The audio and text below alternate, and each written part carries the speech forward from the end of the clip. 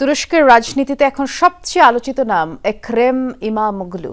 ইস্তাম্বুলের আলোচিত এই মেয়রকে গ্রেফতারের ইস্যুতে উত্তপ্ত দেশটির রাজনীতি। ব্যবসায়ী থেকে রাজনীতিবিদ বনে যাওয়া ইমামোগলুর মুক্তির দাবিতে তার সমর্থকদের সাথে পথে নেমেছে হাজারো সাধারণ মানুষ। এরদোগানের সবচেয়ে বড় প্রতিপক্ষ ভাবা হয় ইমামোগলুকে। তবে কি এরদোগানের রাজনৈতিক প্রতিহিংসার শিকার তিনি? এমন প্রশ্নও উঠেছে।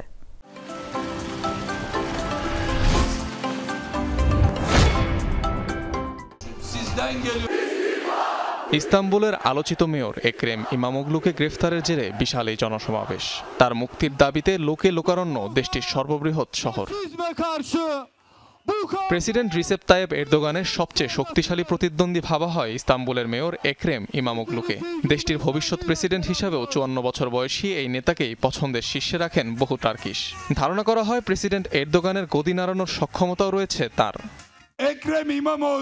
বিচার বিভাগকে ব্যবহার করে আজ ইমামোগলুকে ভাঙার চেষ্টা করছেন প্রেসিডেন্ট এরদোগান, যা তিনি গত 3 বার পারেননি, কারণ তিনি সবকটিতেই হেরেছেন। এটা সিএইচপির বিরুদ্ধে এক অভ্যুত্থান চেষ্টা।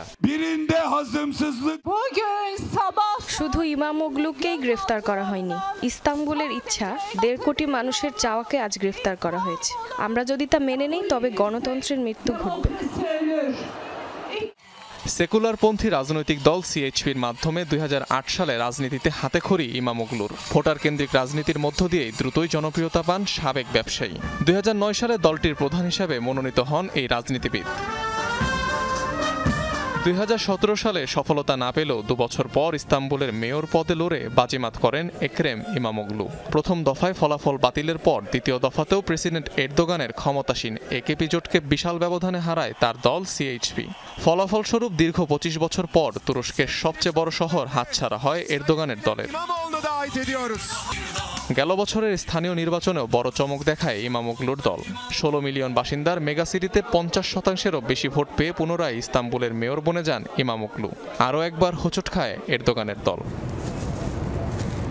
তুরস্কের রাজনীতিতে বড় ধরনের প্রভাবক হিসাবে দেখা হয়ে থাকে ইস্তাম্বুলকে, কেননা এই শহরেই দেশটির মোট জনসংখ্যার 1/5 আবাস। অর্থনীতি, বাণিজ্য, পর্যটন সহ নানা খাতের কারণে অভ্যন্তরীণ রাজনীতির কেন্দ্রবিন্দুতে পরিণত হয়েছে ইস্তাম্বুল। সামান্য এক রুটি বিক্রেতা থেকে প্রেসিডেন্ট পদে আসীন হওয়া এরদোগানের রাজনৈতিক ক্যারিয়ারের শুরু এখান থেকেই। আর এই শহরেই পরপর 2 দফায় ক্ষমতাসীন প্রেসিডেন্টের দলকে পরাজয়ের স্বাদ আস্বাদন করিয়েছেন ইমামোগলু। ইমামোগলুর মুক্তির দাবি জানিয়েছেন বহু রাজনৈতিক দলের নেতারাও। বিশ্লেষকদের মত, গ্রেফতার হওয়াতে জনপ্রিয়তায় এরদোগানের চেয়ে আরও এক ধাপ এগিয়ে গেলেন ইমামোগলু। অনিক রহমান, যমুনা নিউজ।